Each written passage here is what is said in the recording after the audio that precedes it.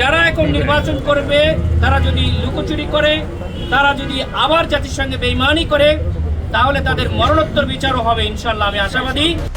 আসন্ন ত্রয়োদশ জাতীয় সংসদ নির্বাচনকে সামনে রেখে রাজনৈতিকভাবে গুরুত্বপূর্ণ ও হেভিওয়েট আসন হিসেবে পরিচিত ঢাকা ১৭ নির্বাচনী এলাকায় শুরু হয়েছে জোর প্রস্তুতি। এই আসনে বিএনপির ভারপ্রাপ্ত চেয়ারম্যান তারেক রহমান মনোনয়নপত্র সংগ্রহ করেছেন। ফলে ধারণা করা হচ্ছে এবার এই আসনে নির্বাচন হবে দেশের অন্যতম নেতার বিপরীতে।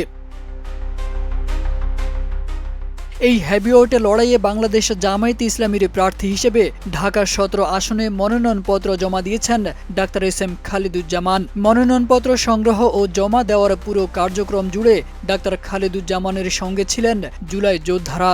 এ সময় তারা তার পক্ষে ভোট প্রত্যাশা করেন। জুলাই যোদ্ধারা জানান, কোনো দলীয় পরিচয়ের কারণে নয়, বরং ডাক্তার খালিদুজ্জামানের কাজ, সততা ও মানুষের কল্যাণে তার নিরলস প্রচেষ্টার কারণেই তার পক্ষে অবস্থান নিয়েছেন। তাদের মতে জনগণের সেবার মাধ্যমে তিনি সাধারণ মানুষের মন জয় করেছেন। জামায়াতের প্রার্থী হিসেবে চূড়ান্ত হওয়ার পর থেকেই নয়, বরং তার আগেও নীরবে ও নিষ্ঠার সঙ্গে ঢাকা ১৭ আসনের মানুষের জন্য কাজ করে যাচ্ছেন ডাক্তার এস.এম. খালিদুজ্জামান। ঝড় বৃষ্টি উপেক্ষা করে মানবতার সেবায় নিজেকে উজাড় করে দেওয়ার দৃষ্টান্ত স্থাপন করেছেন তিনি।